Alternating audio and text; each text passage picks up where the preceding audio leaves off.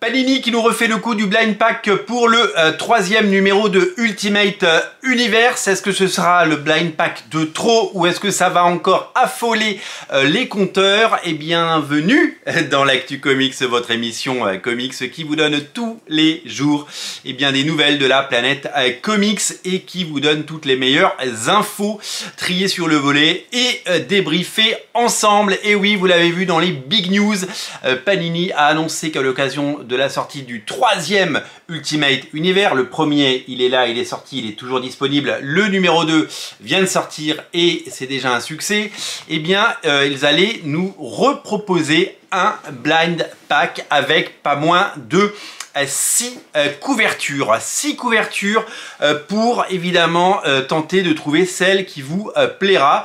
Après le succès du premier blind pack qui est sold out et qui s'est vendu à des milliers d'exemplaires, un nouveau blind pack fera son apparition et donc à l'occasion du troisième numéro de la série. 6 couvertures avec des ratios très différents et avec évidemment des enjeux très différents puisque la couverture régulière par exemple ce sera celle de Marco Checchetto et ça représentera 35% du tirage.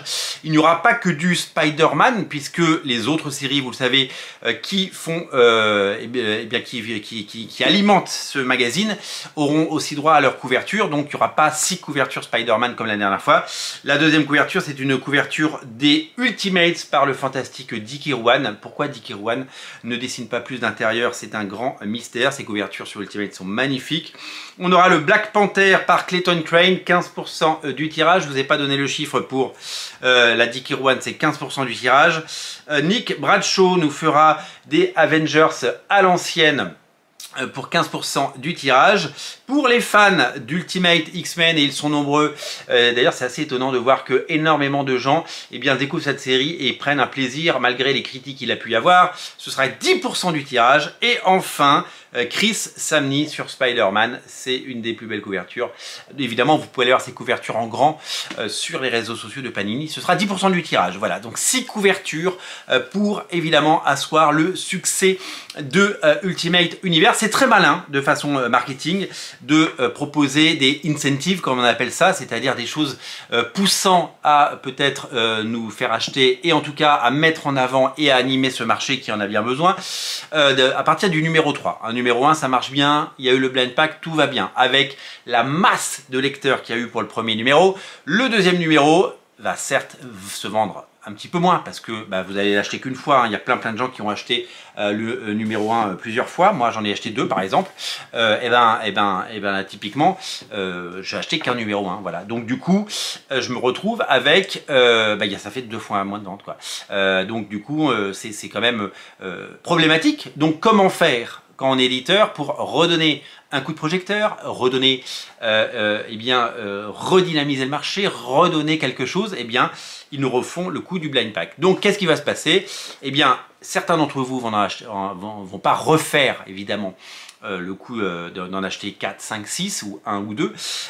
Certains vont en acheter un seul, mais comme il y a un jeu, comme il y a un côté cartes Pokémon avec lesquelles on va découvrir à l'intérieur, ou stickers Panini, enfin toutes ces blind box, si vous achetez des figurines Pop Mart ou si vous êtes client de ce genre de choses, vous savez que l'effet de collection et l'effet de surprise et donc la multiplication des ventes est un facteur à prendre en considération. Tout le monde le fait, les blind box, les Pop Mart, les figurines le font, Panini le fait avec ses stickers, Pokémon le fait depuis plus de 20 ans avec ses cartes Pokémon, donc on sait que la technique elle marche, voilà, tout simplement ça fait vendre plus et c'est toujours intéressant.